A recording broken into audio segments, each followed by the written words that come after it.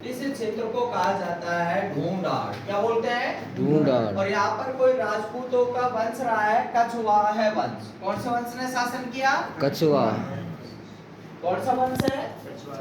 कछवाह वंश।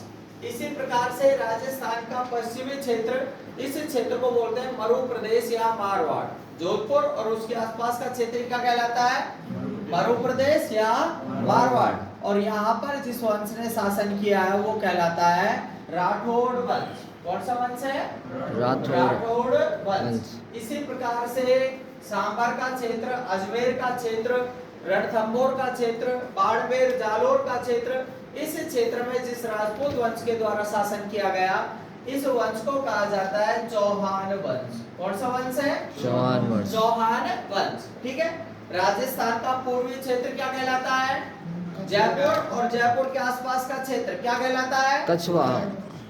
क्षेत्र ढूंढाड़। क्या कहलाता है? ढूंढाड़। और यहाँ पर जो वंश रहा है, वंश कौन सा रहा है? कछवाह। कछवाह वंश। कौन सा वंश है? कछवाह। इसी प्रकार से राजस्थान का पश्चिमी क्षेत्र, पश्चिमी क्षेत्र जिसे कहा जाता है मरु प्रदेश या मारवाड़, क्या बोलते हैं? मरु प्रदेश या इस क्षेत्र में जिस राजपूत वंश ने शासन किया है, वंश कहलाता है कौन सा?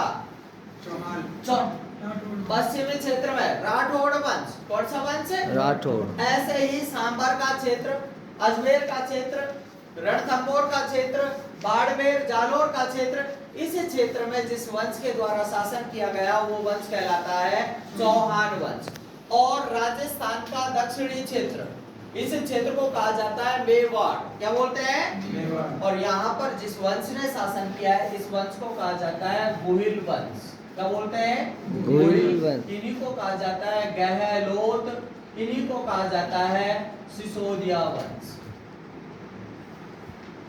गोहिल, गहलोत या सिसोदिया वंश राजस्थान के दक्षिणी क्षेत्र में जिस राजपूत वंश ने शासन किया है, वंश क्या कहलाता है?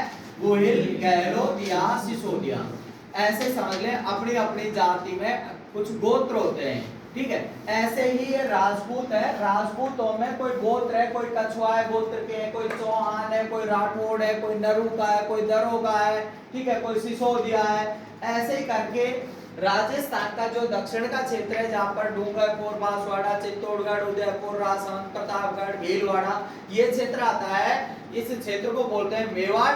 और यहाँ जो वंश रहा है वो वंश कहलाता है गोहिल, गहलोत या सिसोदिया वंश। आज हम सबसे पहले इतिहास में यहीं से शुरुआत कर रहे हैं। राजस्थान के इतिहास में सबसे पहले हम पढ़ रहे हैं गोहिल, गहलोत या सिसोदिया वंश। इस वंश के जो शासक हुए हैं, उनमें पहला कोई शासक हुआ था गोहिल या गोहिलादित्य। गोहिल, गोहिल को कहा जाता है गोहिलादित्य। अगला प्रमुख शासक हुआ है फिर यहाँ पर कालभोज। कालभोज को कहा जाता है बप्पा रावल। के बाद में हुआ है यहाँ पर अल्लट। अल्लट के बाद में हुआ है यहाँ पर कोई कर्ण सिंह। कर्ण सिंह को रण सिंह भी कहा जाता है। रण सिंह के बाद में हुआ था जैत्र सिंह।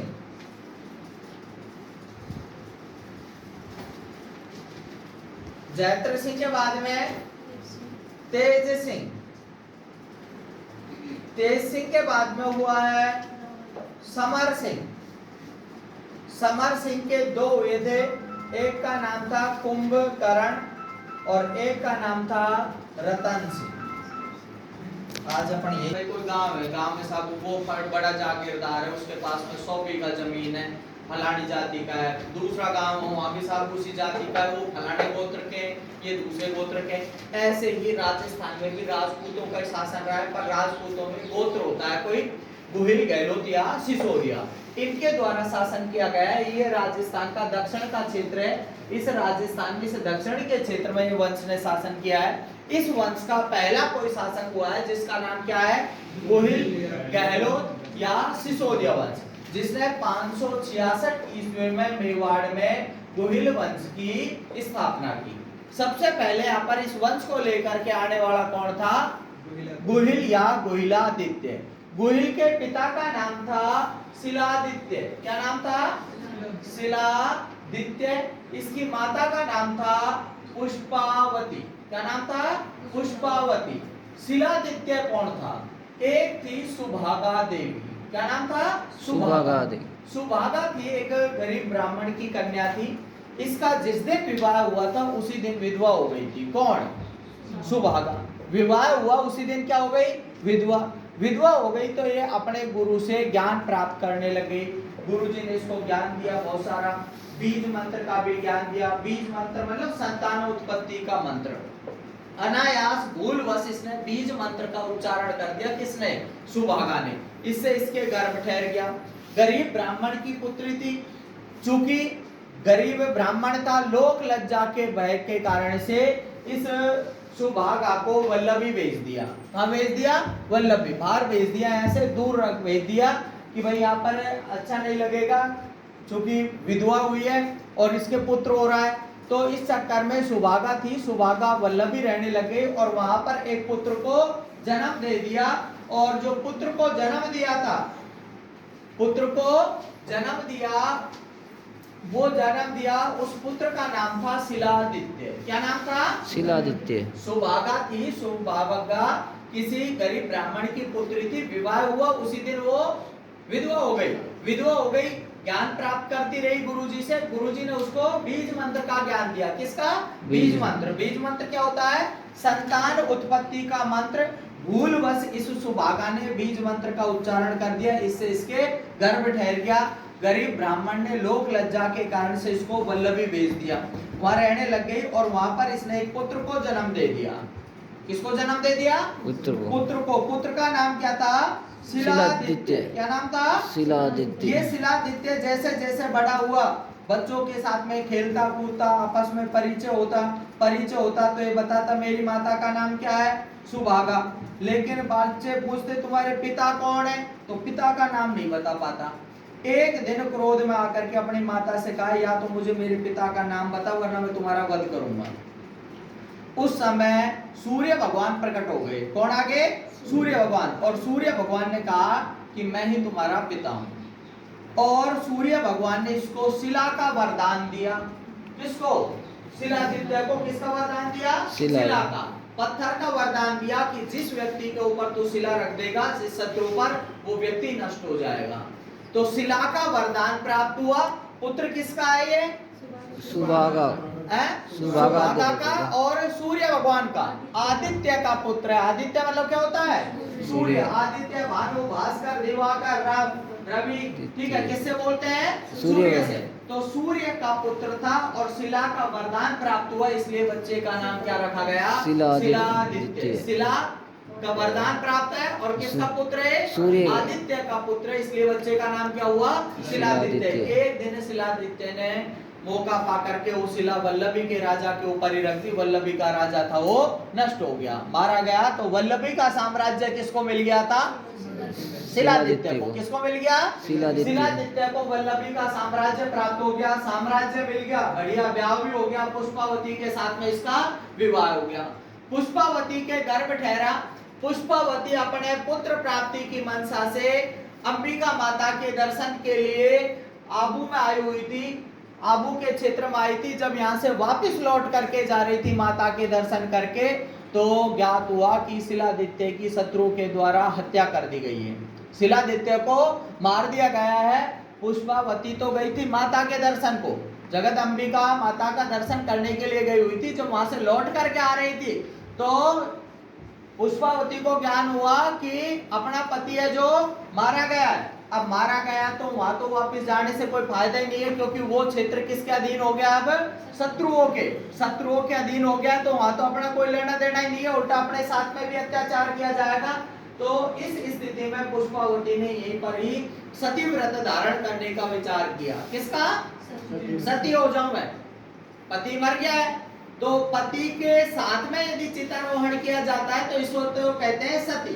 क्या बोलते हैं? सती। और जब पति की कहीं अन्यत्र मृत्यु हो जाए तो उसके किसी चिन्ह के सहित या रहित चितारोहण करना कहलाता है अनुमरण। क्या बोलते हैं उसको? अनुमरण। और ऐसी सतियों को कहा जाता है महासती। सती दो तरह से हुआ जाता है भाई। पति है यही रहते हुए मर गया था और रानी उसके साथ में चितारोहण कर ले। इसको तो बोलते हैं सती। क्या बोलते हैं? सती। लेकिन पति कहीं मान के चलो युद्ध में गया था, युद्ध में गया, कहीं अफगानिस्तान गया, कहीं काबुल में गया, कहीं अपने कहीं दक्षिण भारत में गया और वहां मर गया। अब वो शत्रुओं के हाथ पड़ गया, उसकी तो कोई लाश वाश की भी खोज खबर नहीं है जो उसके साथ में मारा जाए। तो उसको कोई चिन्ह के सहित, कोई उसके कपड़े वपड़े हो, कोई उसका हथियार हो, उसके साथ में अस्त्र शस्त्र के साथ में, उसकी वेशभूषा के साथ में, या फिर बिना चिन्ह के चितारोहण कर लेना क्या कहलाता है? अनुमरण। अनुमानी क्या होता है? अनुमानी पीछे या बाद में। अनुमानी क्या होता है? पीछे या बाद में। अनुमानी क्या होता है? छोटा। छोटा भाई। छोटे भाई को क्या बोलते हैं? अनुज। जिसका जन्म पीछे होता है। छोटे भाई का जन्म कब होएगा? पीछे। ठीक है, तो अनुज जयमानी तो होता है जन्म लेना। अनुज, अनुज शब्द किससे बना है? अनु प्लस जय। अनुमानी पीछे या बाद में, जय का मतलब जन्म। जिसका जन्म पीछे हुआ है उसको क्या बोलते हैं? अनुज। जिस बड़े भाई को क्या बोलते हैं? अग्रज। अग्रमानी आगे। जिसका जन्म आगे हो लिया, मतलब पहले हो लिया, उसको क्या बोलते हैं? अग्रज। अनुमानी होता है कुल मिलाकर के पीछे। और मरण मतलब मरना, मतलब पीछे मरा जाए तो उसको क्या बोलते हैं? अनुमरण। और ऐसी सतियों से क्या कहते हैं? महासती। तो इसने महासती होने का विचार किया। किसने? पुष्पावती ने। लेकिन विचार का परित्याग कर दिया क्योंकि गर्भ में शिशु पल रहा था, वो भ्रूण था, और ऐसी स्थिति में सती नहीं हुआ जाता है। जब गर्भ में बच्चा पड़ रहा हो तो ये महापाप माना जाता है कि तुम्हारी तो हत्या कर ही रहे हो, एक उस जीव की भी हत्या कर रहे हो जिसने दुनिया ही नहीं देखी, उसको और मार रहे हो तुम। इस कारण से इसने सती होने का विचार परित्याग कर दिया। किसने? पुष्पावती। पुष्पावती ने गुफा में एक बच्चे को जन्म दिया। उसी बच्चे को कहा जाता है गुहिल या गुहिलादित्य। बच्चे को जन्म दे करके किसी गरीब ब्राह्मणी के भरोसे छोड़ करके, और इसने अपने सती व्रत धारण कर लिया। किसने? पुष्पावती। गुहिल था, अपने पढ़ता रहा यहाँ पर गुफा में इसका चूंकि जन्म हुआ था, इसीलिए क्या नाम हुआ बच्चे का? गुहिल। ठीक है, या गुहिलादित्य। बच्चा धीरे धीरे बड़ा हुआ, बच्चों के साथ में खेलता कूदता। ऊंदरी गांव का एक भीलों का सरदार था जो निसंतान था। उसके मन में चिंता एक ही थी कि मेरे मरने के बाद में मेरे यहाँ सरदार कौन बनेगा, मेरे शासन को कौन संभालेगा। यहाँ ये बच्चे खेलते रहते तो ये जो गुहिल है, गुहिल को बच्चे हैं वो राजा बना देते खेल ही खेल में। जैसे अपन खेलते हैं चोर सिपाही खेलने लग गए, मंत्री प्रधानमंत्री बना दिए। ठीक है, ऐसे ही कभी बच्चे देखे होंगे मैडम मास्टर बन जाते हैं। ठीक है, हाँ बता अनार सुना, ई इमली सुना। तो ऐसे ये क्या करता है, इसको राजा बना देते और बच्चे हैं जो। अब ये राजा बन करके और कोई टीले वीले पे ऊंचे पर जा करके बैठ जाता, और जो बच्चे खेल खेल में नीचे बैठे रहते इसके पास में याचना लेकर के आते, महाराज पानी की व्यवस्था नहीं है, लाइट नहीं आ रही है। ठीक है, ये अभी कोयले की कमी है, आ जाएगी, जल्दी उपलब्ध करवा देंगे। ठीक है, कुल मिलाकर के ऐसे राज उचित उत्तर देता, प्रत्युत्तर देता कि राजाओं वाले लक्षण इसमें परिलक्षित होते। स्वाभाविक था, राजपुत्री है तो दुर्भाग्यवशात यहाँ पर रह रहा है, वरना तो पुत्र है किसका? शिलादित्य का। किसका राजपुत्र है? शिलादित्य का। तो राज उचित लक्षण प्रतीत होते किसमें? गुहिल या गुहिलादित्य में। इस खेल को देखता रहता था भीलों का सरदार। तो ऊंदरी गांव का जो भीलों का सरदार था उसने अपना अंगूठा काट करके और इसका राज तिलक कर दिया कि भाई मेरे बाद में मेरा उत्तराधिकारी कौन रहेगा? गुहिल। कौन बनेगा? गुहिल बनेगा। तभी से परंपरा बन गई कि मेवाड़ के महाराणाओं का राज तिलक है जो ऊंदरी गांव के भीलों के द्वारा किया जाता है। जैसे कछुआ है, आमेर के जो जयपुर के जो कछुआ वंश है, राजपूतों की एक शाखा है, कौन सी? कछुआ। कछुआ राजपूत और उन्होंने शासन किया, कहां पर किया? जयपुर के आसपास के क्षेत्र में। जयपुर के जो कछुआ राजा उनका राज तिलक मेढ़ाओं के द्वारा किया जाता है। किसके द्वारा? मेढ़ा जाति के द्वारा किया जाता है। ऐसे ही मेवाड़ के राणाओं का राज तिलक कौन करते हैं? ऊंदरी गांव के भील किया करते हैं। और ये घटनाक्रम है 566 ईस्वी का। 566 ईस्वी में इसका राज तिलक कर दिया था। तो मेवाड़ में गुहिल वंश का संस्थापक किसे कहा जाता है? गोहिल या गोहिलादित्य, गोहिल या गोहिलादित्य 566 ईस्वी में मेवाड़ में गोहिल वंश की स्थापना की। ठीक है भाई। तो प्रश्न ये पूछा जाता है मेवाड़ में गोहिल वंश का संस्थापक कौन हुआ है? गोहिल या गोहिलादित्य। गोहिलादित्य। कब की बात है? 566 ईस्वी। इसके बाद में अगला प्रमुख राजा हुआ है कालभोज। क्या नाम है? कालभोज। जिसको बप्पा रावल भी कहा जाता है। कहते हैं कि एक झटके में 4 बकरे काट करके खाता बताया, इसलिए इसको उपाधि दी गई किसकी? बप्पा रावल की। इसकी कहानी भी की इसी प्रकार की मिलती जुलती। इसके पिता का निधन हो गया था। अपनी माता के साथ में लोग बागों की गायों को चरा करके अपना भरण पोषण किया करता था। कौन? कालभोज। कालभोज अपने गायों को चरा करके भरण पोषण करता। एक दिन कोई गाय चरते चरते हारित नाम का ऋषि था, उसकी गुफा में प्रवेश कर गई। हारित ऋषि की गुफा में चली गई, हेरता ढूंढता बेचारा वहां पर पहुंचा। वहां हारित ऋषि से परिचय हुआ। हारित ऋषि ने कहा कि तू इतने सारे लोगों की गाय चरा करके अपने 2 टाइम का पेट भरता है, तू मेरी सेवा में रह जाया कर। भाई अपन फकड़ आदमी है, बाबा जी आदमी है, साधु सन्यासी, अपने कोई खर्चा नहीं है, ठीक है, तू अपनी सेवा कर लिया कर, इतना सा तो यही भरण पोषण कर देंगे। तो ये किसकी सेवा करने लग गया? हारित ऋषि की। हारित ऋषि जो कि भगवान शिव के उपासक थे। किसकी उपासना करते थे? शिव के। एक दिन स्वप्न में हारित ऋषि थे, उनको शिव भगवान के दर्शन हुए और शिव भगवान ने स्वप्न में हारित ऋषि को खजाना बताया। हारित ऋषि था, बाबा जी आदमी था, साधु सन्यासी था, वो खजाने का क्या करता?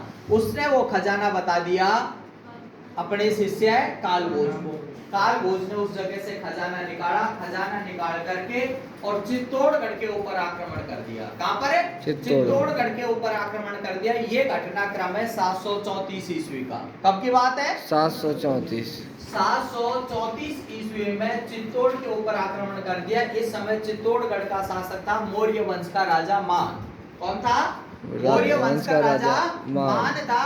मान के ऊपर आक्रमण कर दिया किसने? कालभोज ने। और कालभोज ने चित्तौड़गढ़ के किले को जीत लिया और एक बड़े क्षेत्र के ऊपर शासन स्थापित कर दिया। किसने? कालभोज ने। इसलिए कालभोज को कहा जाता है मेवाड़ में गोहिल वंश का वास्तविक संस्था। मेवाड़ में गोहिल वंश का वास्तविक संस्था। मतलब शुरुआत तो कर दी है किसने? गोहिल ने। पर गोहिल तो मान लो भाई छोटा मोटा ही राजा बन पाया है। वो तो एक कोई उंदरी गांव का बेलों का सरदार था, तो उसका राज्य मिला उसको। तो इसने आक्रमण कर दिया किसका ऊपर? चित्तौड़ को जीत लिया, बड़े क्षेत्र को जीत लिया। इसलिए इसको क्या बोलते हैं? मेवाड़ में गोहिल वंश का वास्तविक संस्थापक। मेवाड़ में गोहिल वंश का संस्थापक कौन है?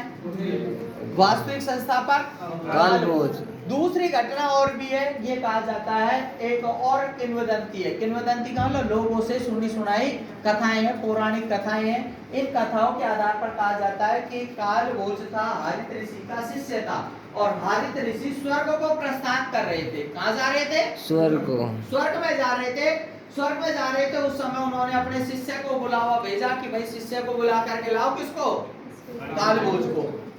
कालभोज ने आने में विलंब कर दिया। तब तक हारित ऋषि था स्वर्ग के लिए प्रस्थान कर चुका था। जैसे ही कालभोज आया, कालभोज को देख करके कहा अपने मुंह को खोल। कालभोज ने अपना मुंह खोला। हारित ऋषि जो स्वर्ग को जा रहे थे ऊपर से ही थूक दिया। ठीक है, थूक दिया। घृणावश कालभोज ने अपना मुंह बंद कर लिया और वो थूक था जो कालभोज के पैरों में जाकर के गिरा।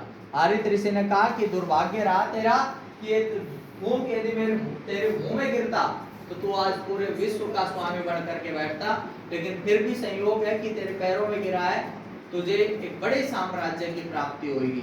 कुल मिलाकर के हारित ऋषि के आशीर्वाद से इसको मेवाड़ का साम्राज्य प्राप्त हुआ है। तो इसे कहते हैं मेवाड़ में गोहिल वंश का वास्तविक संस्थापक।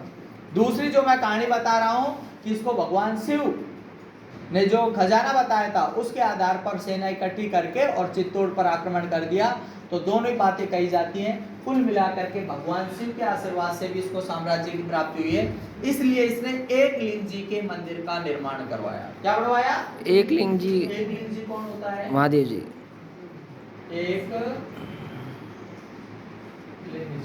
एकलिंग जी का मंदिर कहाँ है? कैलाशपुरी। कैलाशपुरी कहाँ है? उदयपुर। कहाँ है कैलाशपुरी? उदयपुर। एकलिंग जी के मंदिर का निर्माण करवाया। एकलिंग जी का मंदिर कहाँ है?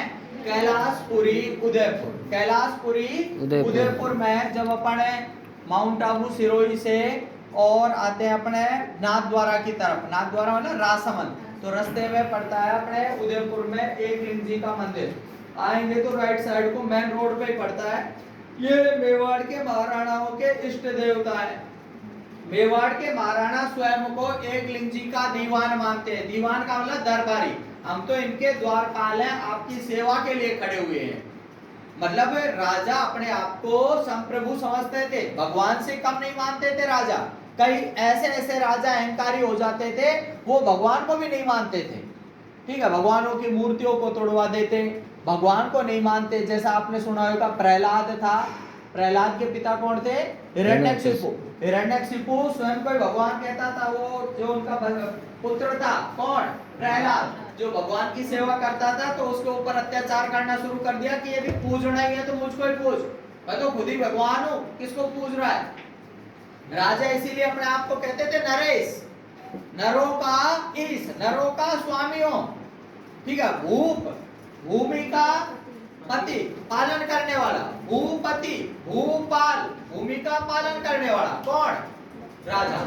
पर ये जो राजा है ये कम से कम एक से तो डरते थे, किससे? महादेव जी से। महादेव जी से। हालांकि मानते भी थे राजा, लेकिन मन की बात है, नहीं जची तो नहीं जची। जोधपुर का राजा था, जोधपुर के राजा का बेटा था, वो माता माई निकलने के कारण से और मर गया। माता माई की देवी है शीला देवी। कौन सी देवी है? शीला देवी। वो शीतला माता। शीतला माता। कौन सी माता है? शीतला, जिसको अपन शेड माई भी बोलते हैं। तो जोधपुर के राजा को गुस्सा आया, उठा करके मूर्ति को किले पर से नीचे फेंक दिया, पहाड़ी पर से नीचे फेंक दिया मूर्ति को। कि किस बात की माता है भाई? माता किस काम में आती है अपने? शीतला माता चेचक का निवारण करके। चेचक का निवारण क्या? मेरा तो बाड़ा की चला गया, क्यों पूजो? तो ऐसे भी राजा हुए हैं। पर ये राजा महादेव जी को मानते हैं और स्वयं को महादेव जी का क्या मानते हैं? दरबारी, दीवान मानते हैं। और जब भी अपने राज्य की सीमाओं को छोड़ करके जाते हैं तो एकलिंग जी के माथा टेक करके जाते हैं। इसी को क्या कहते हैं? आस का लेना कहा जाता है। क्या बोलते हैं? आस का। आस का मतलब आशीर्वाद लेना।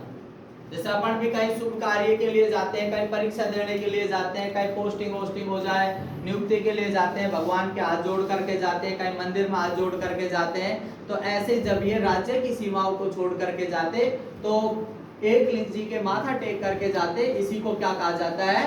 आस का लेना कहा जाता है। तो प्रश्न पूछा हुआ है कि मेवाड़ के महाराणा के इष्ट देवता कौन से हैं? कौन से हैं? एकलिंग जी का मंदिर कहाँ है? कैलाशपुरी उदयपुर में। एकलिंग जी के मंदिर का निर्माण किसने करवाया? कालभोज बाबा रावण। ठीक है, आस का किसे कहते हैं? आशीर्वाद। आशीर्वाद लेना। मेवाड़ के महाराणा एकलिंग जी के माथा टेक करके जाते हैं, इसी को क्या कहते हैं? आस का लेना कहा जाता है। इसके बाद में अगला शासक हुआ है अल्लट।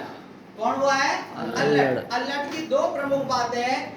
एक तो अल्लट ने अपनी राजधानी आहड़ को बनाया। कौन सी जगह को? आहड़ पड़ता है उदयपुर में। और दूसरी महत्वपूर्ण बात है अल्लट के बारे में, मेवाड़ में सर्वप्रथम नौकरशाही का गठन किया। किसका गठन किया? नौकरशाही का गठन किया था किसने? अल्लट ने। अल्लट के बाद में अगला राजा हुआ है कर्ण सिंह। कौन है? कर्ण सिंह। कर्ण सिंह को रण सिंह भी कहा जाता है। कर्ण सिंह की एक ही महत्वपूर्ण बात है, कर्ण सिंह के दो पुत्र हुए हैं। एक का नाम तो था छेम सिंह और एक का नाम था राह। छेम सिंह और राह। छेम सिंह था जो चित्तौड़गढ़ में बना रहा। कहां पर रहता रहा? चित्तौड़गढ़ में। राहब था जो जाकर के बस गया एक सिसोदा गांव में। कहां पर है? सिसोदा कहां है? राजसमंद में जगह है वर्तमान में। तो राजसमंद तो बाद में बसा है। वहां कोई गांव था पहले, जागीर थी। कौन सी? सिसोदा। सिसोदा में जाकर के बसिया कौन? राहब। अब जो छेम सिंह है ये तो कहां रह रहा है? चित्तौड़ में। और राहब कहां चला गया? सिसोदा में। इनकी जो शाखा थी ये कहलाई रावल शाखा। कौन सी? ये अपने नाम के आगे क्या लगाने लगे? रावल। और जो सिसोदा चले गए कहाँ चले गए? सिसोदा गांव में जाकर के बस गए, वो नाम के आगे लगाने लग गए राणा। तो राणा शाखा को जन्म किसने दिया है भाई? राहक ने। किसने दिया? राहक ने। और रावण शाखा को जन्म दिया है क्षेम सिंह ने। पुनः सुनना, एक करण सिंह नाम का राजा हुआ है मेवाड़ में। कौन हुआ है? करण करण सिंह। सिंह के दो पुत्र हैं, एक का नाम है क्षेम क्षेम सिंह। दूसरे का नाम राहब। क्षेम सिंह कहाँ रहा? चित्तौड़गढ़ में। दूसरा कौन है? राहब। राहब जार बसिया खाई सिसोदा। सिसोदा। ऐसे समझ लो कि अपने कोई अलवर का राजा था, एक तो अलवर में बना रहा और एक अलवर को छोड़ करके कहीं मालेखड़ा वाले खड़ा में जाकर के अपने ठिकाना बना लिया। ठीक है, तो जो अलवर में ही रहता रहा वो तो नाम के आगे लगाने लग गए रावल। क्या लगाने लग गए? रावल। एक जो मालेखड़ा चला गया वो नाम के आगे लगाने लग गया राणा। तो ये राणा शाखा को जन्म देने वाला कौन था? राहब था। इससे आगे बात करें जयद्रथ सिंह की। जयद्रथ सिंह के समय की प्रमुख घटना है 1227 ईस्वी की। 1227 ईस्वी में दिल्ली का शासक था इल्तुतमिश। कौन था? इल्तुतमिश। इल्तुतमिश ने नागदा के ऊपर आक्रमण कर दिया। इस समय इसने अपनी राजधानी बना रखी थी नागदा। कौन सी? नागदा। नागदा कहाँ है भाई? उदयपुर। किसके लिए प्रसिद्ध है नागदा? किसके लिए जाना जाता है कि किसका मंदिर है नागदा में? सास बहू का मंदिर। कहाँ है? नागदा उदयपुर में। ये नाग वंशीय राजाओं के द्वारा बसाई गई जगह है, इसलिए जगह का नाम हुआ नागदा। क्या नाम हुआ? नागदा। नागदा में किसका मंदिर है? सास बहू का मंदिर है। मंदिर तो है वास्तव में सहस्त्र बाहु भगवान विष्णु। किसका मंदिर है? सहस्त्र बाहु भगवान। सहस्त्र बाहु, सहस्त्र मतलब हजारों, हजारों भुजाएं दर्शाई गई है किसकी? भगवान विष्णु की। तो ये मंदिर तो था सहस्त्र बाहु का मंदिर। किसका मंदिर था? सहस्त्र बाहु। पर सहस्त्र बाहु को बोलते बोलते कहने लगे सास बहू का मंदिर। क्या कहने लगे? सास बहू। जैसे मंदिर तो होए कोई पवनकार पौने पौने करने लग जाए तो नाम शॉर्ट में कर दिया सास बहू का मंदिर। वर्तमान में यहाँ पर दो मंदिर हैं। बड़े मंदिर को कहा जाता है सास का मंदिर, छोटे वाले को कहते हैं बहू का। सासू सदा बड़ी रहती है किससे? बहू से। बहू से। एक बार की बात याद आ जाए कि सासू ही जो दुख दे बहू को। अपने सासू जी बैठी पिलंग पे, बहू भी बैठ गई और सारे जा कि बहू कहनी है तू पिलंग पे बैठी है, नीचे बैठ। बेचारी वो चटाई बिछा नीचे बैठ गई। सासू वो चटाई पे यार बैठ गई, मैं चटाई पे बैठी हूँ तू कहाँ बैठेगी? मैं चटाई हटार बैठ जाऊँ। चटाई हटार बैठी, मैं यहीं बैठ गई तो चटाई हटा, मैं और नीचे सीढ़ी से उतर और कहीं नीचे बैठ जाऊँ। मैं वहाँ बैठ गई तो धरती में तो मैंने मैं खड्डो खोदूंगी, खड्डा में खोद और अंत को दाब दूंगी या हमेशा को बैठवा को तेरे सिस्टम ही खत्म कर दूंगी। ठीक है, तो बड़ी रहती है सासू।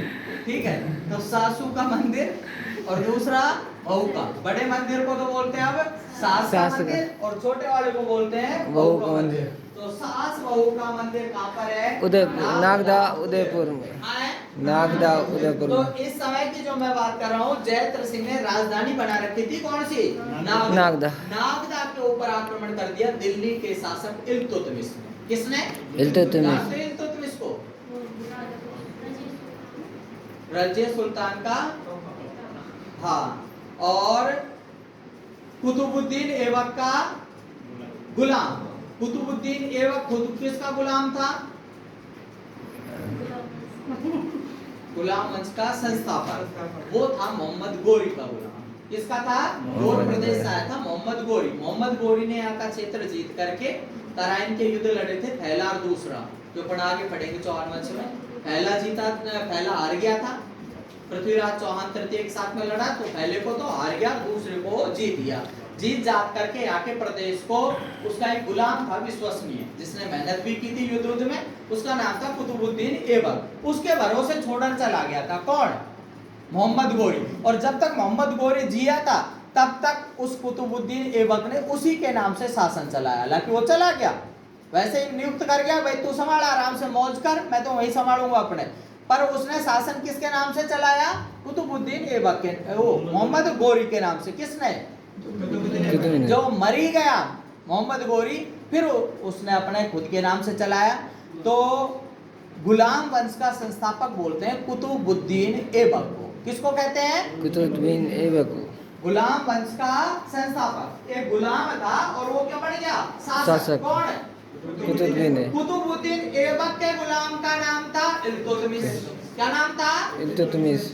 कुतुबुद्दीन ऐबक ने शासन किया, फिर उसका गुलाम है कौन? इल्तुतमिश, उसने शासन किया, इसलिए इल्तुतमिश को बोलते हैं गुलामों का गुलाम। क्या बोलते हैं? गुलामों का गुलाम। गुलाम पहले से ही एक तो कौन? कुतुबुद्दीन, और उसका भी गुलाम इल्तुतमिश। तो इसको बोलते हैं जोरों का नहीं बोलते हैं, ठीक है, सिर्फ क्या कहते हैं? गुलामों का गुलाम। किसको? इल्तुतमिश को। तो इस समय दिल्ली का शासक था इल्तुतमिश, और इल्तुतमिश ने आक्रमण कर दिया नागदा पर। नागदा राजधानी बना रखी थी किसने? जयद्रथ सिंह ने। किसने? जयद्रथ सिंह के ऊपर आक्रमण कर दिया। पर गौरव की बात यह है कि जयद्रथ सिंह मात्र एक मेवाड़ का शासक है, छोटे से क्षेत्र का शासक है, और वो शासक है कहाँ का? दिल्ली का। लेकिन इस युद्ध में जयद्रथ सिंह की विजय हुई, लेकिन इल्तुतमिश ने राजधानी को छत विछत कर दिया, मतलब नागदा को नष्ट कर दिया, कि मंदिरों को तोड़ दिया। इस कारण से जयद्रथ सिंह ने अपनी नई राजधानी चित्तौड़गढ़ में स्थापित कर ली। कहाँ बना ली? चित्तौड़गढ़। नागदा से कहाँ ले गया राजधानी को? चित्तौड़गढ़ ले गया। इसके बाद का अगला शासक हुआ है तेज सिंह। तेज सिंह के समय की प्रमुख घटना है 1260 ईस्वी की।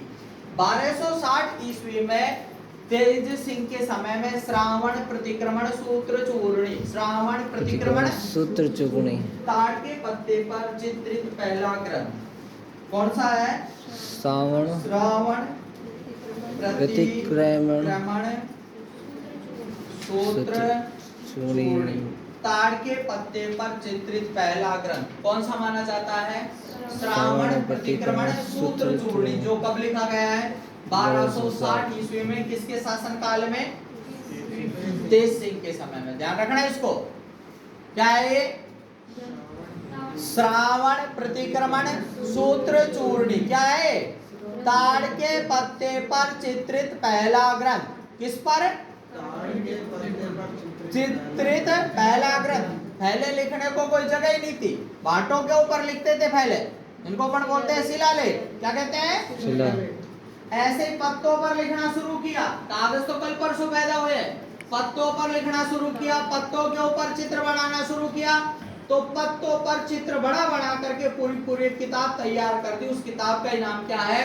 श्रावण प्रतिक्रमण सूत्र चूर्णी, जो किसके समय में लिखी गई थी? तेज सिंह के समय में।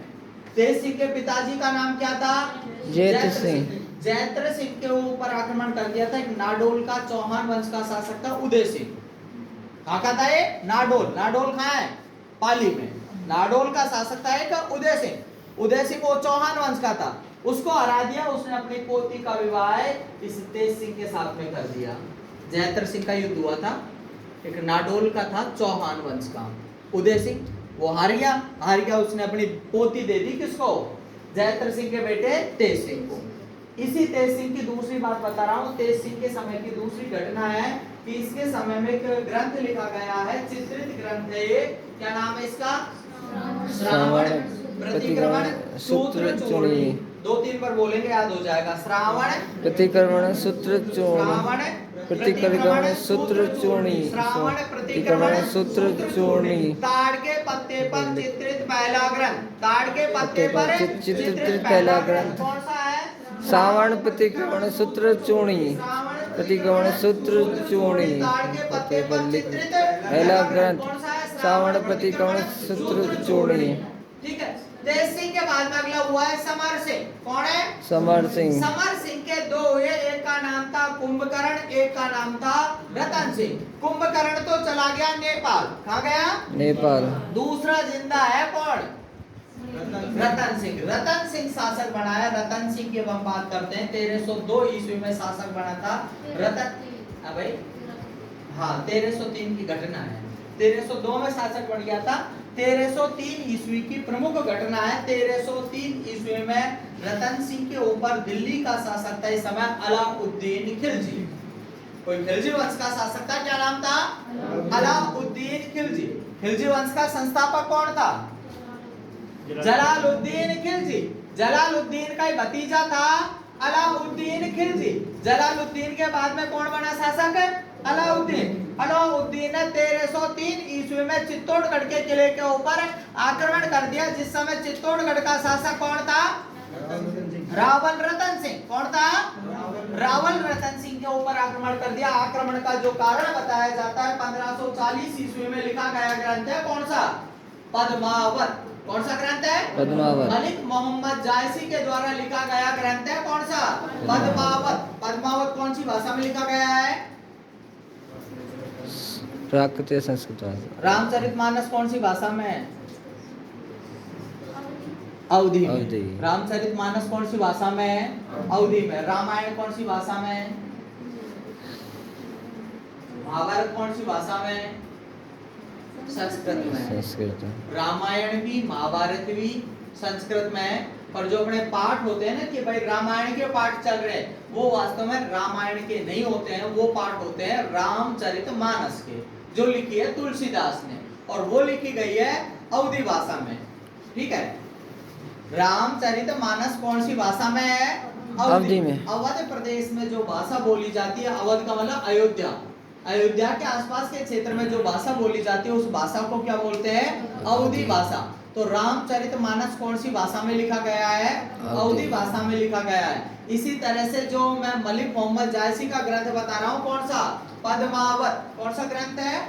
पद्मावत। पद्मावत लिखा गया है 1540 ईस्वी में। कौन सी भाषा में? ये भी अवधी भाषा में लिखा गया ग्रंथ है। इस ग्रंथ के अनुसार जानकारी मिलती है कि अलाउद्दीन खिलजी ने चित्तौड़ के किले के ऊपर आक्रमण क्यों किया।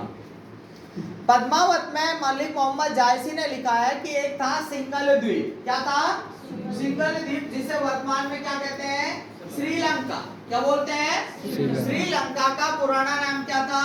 सिंगल द्वीप था। इस सिंगल द्वीप का शासक था गंधर्व सेन। क्या नाम था? गंधर्व सेन की पुत्री का नाम था पद्मिनी। क्या नाम था? पद्मिनी। ये पद्मिनी थी, किसकी पुत्री थी ये? गंधर्व सेन। गंधर्व सेन की पुत्री का नाम था पद्मिनी। गंधर्व सेन के दरबार में एक तोता रहता जिसका नाम था हीरामन। हीरामन नाम का तोता रहता था, और ये हीरामन नाम का जो तोता था एक दिन पिंजरे से उड़ गया। उड़ करके एक शिकारी के हाथ लग गया। शिकारी ने उसे बेच दिया एक ब्राह्मण को। ब्राह्मण ने ले जाकर के दे दिया उसे चित्तौड़गढ़ के शासक रावल रतन सिंह को। ये हीरामन क्वालिटी के तोते हैं, ये मनुष्य की जैसी बोली बोलते हैं। इस क्वालिटी के तोते अपने गागरोन का जो किला है, कौन सा किला? गागरोन का किला कहाँ है? झालावाड़ में। इस परिक्षेत्र में इस क्वालिटी के तोते मिलते हैं। के आसपास के परिक्षेत्र में तोते पाए जाते हैं। कौन से? हीरामन क्वालिटी के, मनुष्य की हुबहू बोली बोलते हैं। तो इसी तरह का तोता था हीरामन नाम का। वो हीरामन तोता था, पिंजरे से उड़ गया। उड़ करके कब लग गया शिकारी का? शिकारी ने बेच दिया ब्राह्मण को। ब्राह्मण ने ले जाकर के दे दिया चित्तौड़गढ़ के शासक रावल रतन सिंह को। ये तोते ने गलती कर दी। तोते ने कहानी सुना दी पद्मिनी की सौंदर्य गाथा किसको? रावल रतन सिंह को। पद्मिनी का जो सौंदर्य वर्णन किया गया, उसने तोते ने ऐसा तो वर्णन कर दिया कि पद्मिनी जब पान खाती है तो यहाँ से गले में से उसका पी क्यों क्यों नजर आता है, मतलब परखनली वैसी है शीशे की। ठीक है, मतलब जो पीक को निकलती है पान के को, तो वो लाल जो दिखाई देता है। नक्सिक वर्णन किया है किसका? पद्मिनी का। नख नाखून से लेकर के सिर तक का वर्णन कर दिया तोते ने।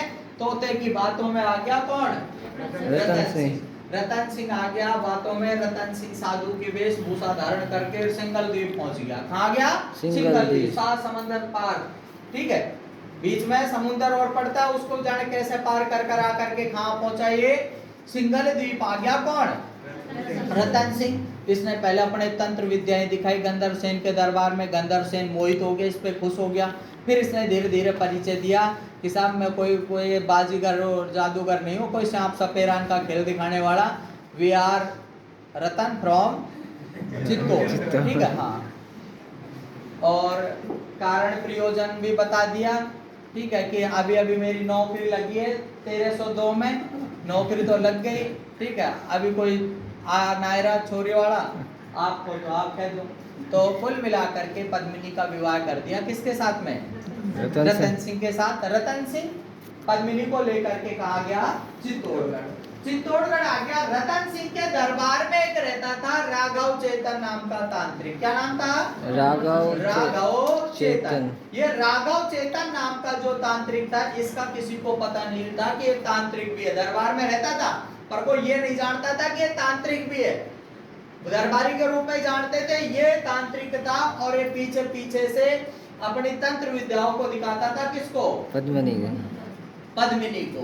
पद्मिनी को दिखाता। एक दिन इस दृश्य को देख लिया रतन सिंह ने। रतन सिंह घबरा गया, मैं ये तंत्र विद्या दिखा दिखो करके वहां से लेकर गया हूं, ये जाने खा ले जाएगा।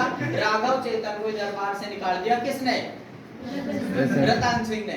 राघव चेतन इस बात का बदला लेने के लिए पहुंच गया सेंट्रल गवर्नमेंट के पास में। हाँ, दिल्ली। दिल्ली का शासक इस समय कौन था? अलाउद्दीन खिलजी। ठीक है, अलाउद्दीन खिलजी के पास में पहुंच गया। पर अलाउद्दीन खिलजी के पास पहुंचना भी इतना आसान काम नहीं था जो सीधी मुलाकात हो जाए।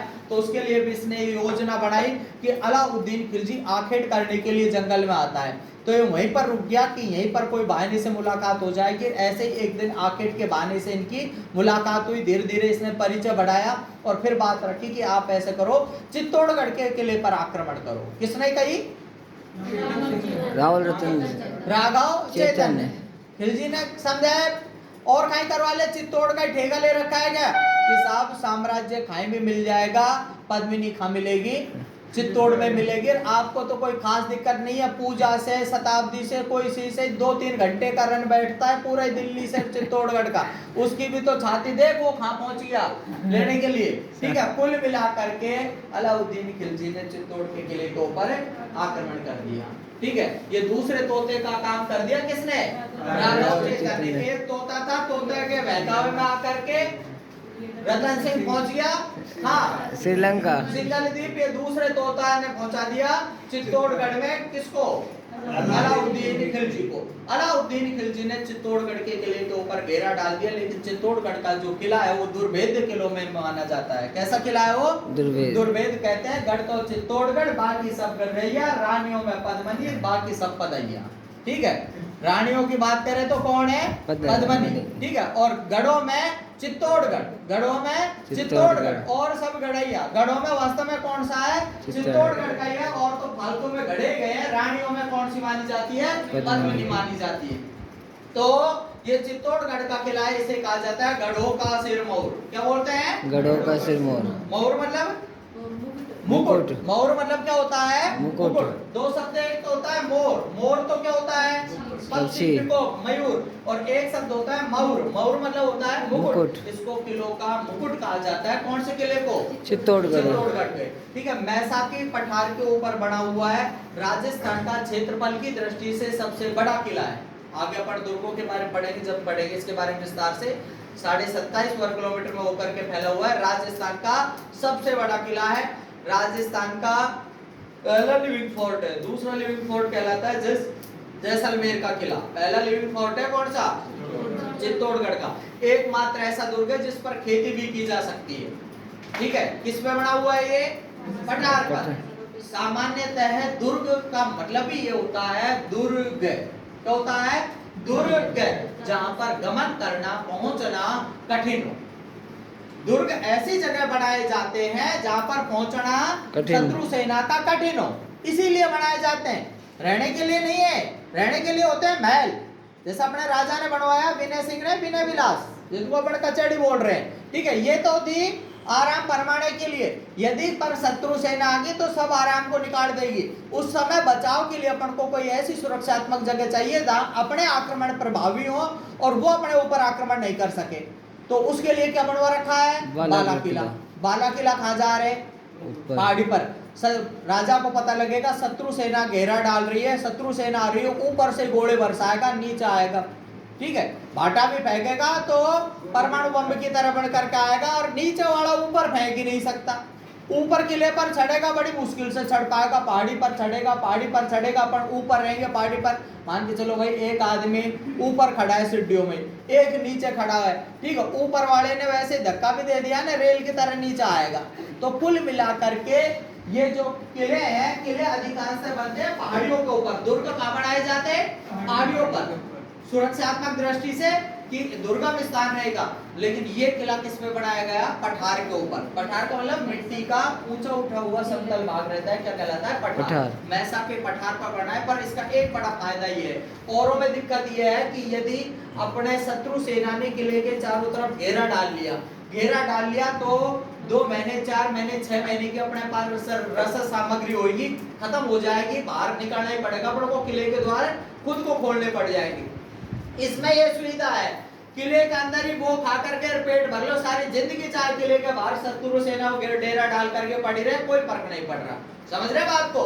भाई मान के चलो अपने यहाँ पर कोई ऐसा आदमी आ जाए कि यार ये मुझसे लड़ाई झगड़ा करेगा, अपने गेट वेट मजबूत है, दीवार मजबूत है, तो तू आराम से बाहर पड़ा रहे, 2 दिन पड़ा रहे, 4 दिन पड़ा रहे, 10 दिन पड़ा रहे, पर जब तक पड़ा रहेगा सकता है जब तक हमारे अंदर अन्न खाने को है, कट्टा है, ठीक है, गेहूं जो बच रहे हैं, जिस दिन खत्म हो गए तो अपने आप ही अपन को किले के द्वार खोलने पड़ेंगे। तो ये सुविधा कौन से किले में है?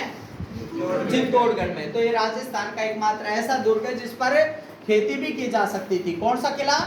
चित्तौड़गढ़ का। कुल मिलाकर के अलाउद्दीन खिलजी चित्तौड़ के किले के ऊपर घेरा डाल करके पड़ा रहा, खूब पड़ा रहे, कोई फर्क नहीं पड़ रहा, अपने किले के द्वार खोले ही नहीं। किसने? रतन सिंह ने। अंततः अलाउद्दीन खिलजी ने संदेशा भिजवाया रतन सिंह के पास में कि भाई तू एक बार किले के द्वार खोल दे, बस तू एक बार देख लेने दे। किसको? पद्मिनी को। और भगवान की सौगंध, गलती मौसमी ना हुई, तूने भी करी है, ठीक है, तेरी गलती से सीखूं मैं। तो तू तो तोते की बात में आ गया, मैं तो कम से कम इतना सा धर्म दे रहा है, कोई आदमी किए तेरा नहीं, ठीक है, देखा बाड़ा ने, तू तोता की बात मार वहां पहुंच गया था।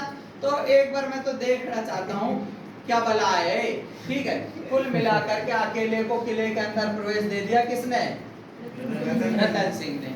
रानी पद्मिनी थी, जो रानी पद्मिनी का महल है, चित्तौड़गढ़ का किला देखा हुआ मेरा, ये महल है, महल के बिल्कुल बगल में चित्रांग मोरी तालाब है। क्या है? चित्रांग मोरी तालाब। यह रानी पद्मिनी के महल में आगे के भाग में एक छतरी है, उस छतरी में दर्पण लगा हुआ था, उस दर्पण में प्रतिबिंब देख रही थी कौन? रानी पद्मिनी। वो दर्पण में जो प्रतिबिंब बन रहा था, उसका प्रतिबिंब बन रहा था चित्रांग मोरी तालाब के जल में। उस तालाब के किनारे खड़ा हुआ था कौन? अलाउद्दीन खिलजी। उस जल के जो प्रतिबिंब था उसी को देख करके इतना मोहित हुआ कौन? अलाउद्दीन खिलजी। कि रावल रतन सिंह जब इसको किले के द्वार पर बाहर छोड़ने के लिए आया तो खिलजी ने अपने सैनिकों को इशारा कर दिया और इसको बंदी बना लिया। किसको? रतन सिंह को। और बंदी बना करके इसको कहाँ ले गए? दिल्ली ले गए। कहाँ ले गए? दिल्ली ले गए। अंदर यहाँ पर योजना बनाई। पद्मिनी के 2 चाचा भतीजे थे, गोरा और बादल। क्या नाम था? गोरा और बादल। एक लक्ष्य लाइफ बॉय से नाता होएगा, एक नहीं नाता होएगा, एक बादल का सा रंग का रह गया, एक गोरा हो गया, ठीक है। एक तो है गोरा